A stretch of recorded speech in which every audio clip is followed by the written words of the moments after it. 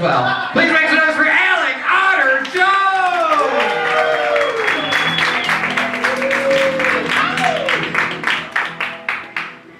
Guys, going to a rave is a shitty way to find out that you have epilepsy now.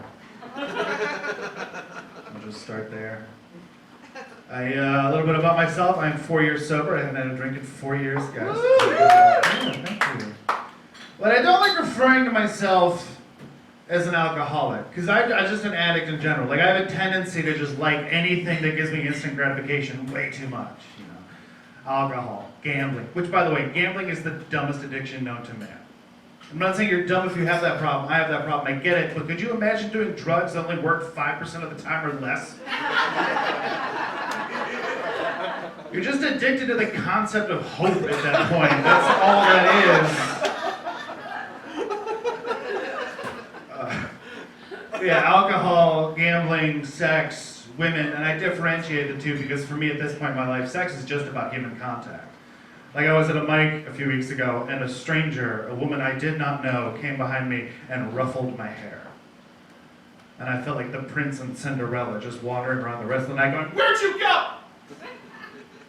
Missed you already." I do have great hair though. Well, this is my only positive physical quality. Like, it starts here, stops here, that's it. Everything below that is just the worst. I'm not good at just, so being sober has eliminated my ability to flirt in general. Like, I don't know how to do it anymore. Like, I was at Worker Park Fest a few weeks ago and I'm hanging out, and this girl I had met one time hit me up and she's like, "Hey, there's this other show in Chicago a few minutes from where you are, and you should come meet me there." And I'm just like, "Okay, cool." And I get there and we're hanging out and, you know, she's dancing kind of on me, you know. Again, sober, can't flirt. Penis excited, brain is like Dr. Grant in Jurassic Park, just like, "Don't move a muscle." I just stood there. And then I obviously was distracted, so at one point I go to look at my phone, I realize it's 12:10, the last train back to Joliet is at 12:45, and I'm in California, Milwaukee. Now, a regular person might have gone, "Hey, I might miss my train, is it cool if I crash at your place tonight?" What I did was just go, "I gotta go," and then left. And I haven't heard from her since. You made an audible sad sound. I've done my job here tonight.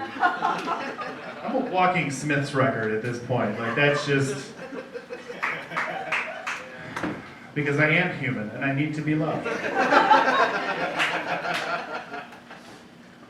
tried making a Bumble account the other day. I can't write profiles about myself. Like, I'm my own worst hype man. Because I started to write this and I was just like, first off, the first half of this is just shit in general, but I was just like, area goofball, looking to go on new adventures with new people. But then my brain autofilled the rest of that and just went, "and slowly suffocate their will to live." I don't know if I'm ready to date yet. I did have a moment of hopefulness though. I bought condoms for like the first time in a year, because I was like, you never know. I mean, I know it won't, but you never know. Thanks for the one applause in the back. Cool. I'd like to point out it was the guy with the ring on his finger that was like... I bought them and then 2 days later lost them. I don't know where they went. They're just gone. And I feel like the universe is just trying to send me a signal like, don't even bother. You're fine without them. I also now believe in time travel, because about 3 years ago I found condoms I didn't have, and now I feel like there's a looper situation happening in my bedroom where Kronos, the time god, is just like, you, present, don't need these. You, 3 years ago, need these.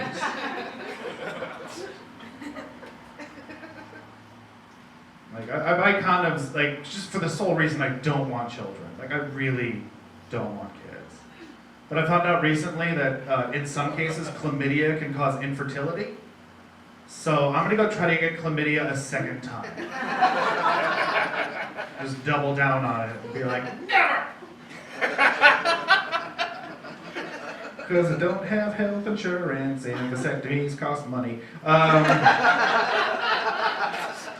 I find if you sing your depression as a jingle, it makes it feel so much better. I have a weird history with condoms in general. Like, have you ever had to return condoms? Not to a store, but to a person? Because I did. I was trying to be polite, and I walked up to her, and I'm like, listen, you're going to need these before I will. And she just went, oh, I know. And took them. And I went back to my car and left. It was a little too real for some of you, I get it. No, I don't. Anybody got an awful roommate situation happening in their life? Anybody got? Yep. No, I hate my current roommates. One of them has a jam band that practices right outside my bedroom door, and I once had to hear them do a surf rock version of Billy Joel's "I'm Moving Out" for 2 hours. Fine. I miss my old roommates, though. I had my old roommate, Tim. I miss... First off, everyone should have a gay roommate once in their life. It's amazing. I didn't know what the Bravo channel was until I lived with Tim. And now I watch Vanderpump Rules on a regular basis. For those of you that don't know what that show is, it's a spin-off of Real Housewives of Beverly Hills, but it focuses on the wait staff of one of those rich ladies' restaurants. That's the whole show. That's it. I love it. Like I said, I have, this beautiful thing. I didn't mean to stare at you, Skits, I'm sorry. And at one point I bought a blow dryer because I wanted to maintain this, And I had the bathroom door open and I'm fixing my hair up. But Tim must have heard it, comes downstairs, sees the blow dryer, just goes, "Did you buy a blow dryer?" I was like, "Yeah." And he just says, "Gay!" and then scampered away. Miss him. By far, though, my favorite Tim moment was when he hit a guy over and they're cuddling on the couch, and Tim, I hear Tim whisper into his ear, "Hey, do you want to go see the rest of the house?" And in my head, I'm just like, "Tim, just go fuck him. Nobody cares. Like, somebody in this house has to be getting something." Like, my other roommate lost his virginity at 24, and when I talked to him the next day about it, I was like, "How was it?" And he just went, "It was all right." Like, "Did you finish?" He goes, "Yeah." "Well, then you don't get to say it was all right. You get to say, well, you're not a woman. You don't get to say that." One person went silently. But he had the guy, they go upstairs for like 30, 45 minutes and come back down, and the guy leaves, and Tim's laying on the couch just like cooing, making hella happy sounds, just And at that point, I was like, all right, now I have to ruin the moment. "Tim, did you fuck him?" And he just goes, "No, we just cuddled and he touched all my androgynous zones." Like, "Tim, I think you mean erogenous zones. The fuck are androgynous zones?" I miss him. I don't like my roommates at all. Anybody here deal with that depression and anxiety thing? Got that going on? That's a fun shit, right? Yeah. Some of you were a little too excited. I don't believe you anymore. But my anxiety crops up in if I'm late to somewhere, my brain hits overdrive and it's just like, you're a minute late, everyone's gonna notice, you'll never be invited back, and you'll lose all your friends. But the depression's like almost soothing. Because depression says to me, "What are you complaining about? You don't even have friends." Stupid bitch. Apparently depression is voiced by my roommate Tim. That's the internal monologue that's happening. Is it cool if I get dark with you guys? Is that fun? You guys seem receptive and friendly and nice. I'll start by saying this. I'm fine now. But back in January, I was ready to call it. I was ready to go, And walking around the house, the basement where my bedroom is, because I'm 5'7", I live underground, I'm a hobbit. And I have this rope. And a rope that I conveniently had bought from my ex-girlfriend because she was into being tied up, but we never actually used it, and that sums up that relationship as a whole.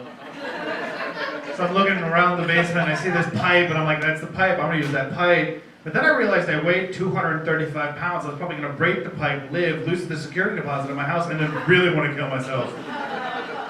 So I decided to do the next best thing. Lose weight.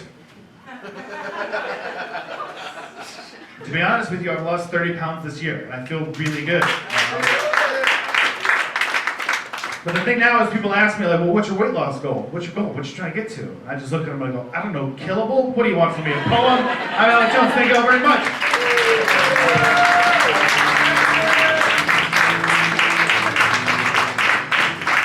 Oh, don't stop clapping for Allie, boys and girls.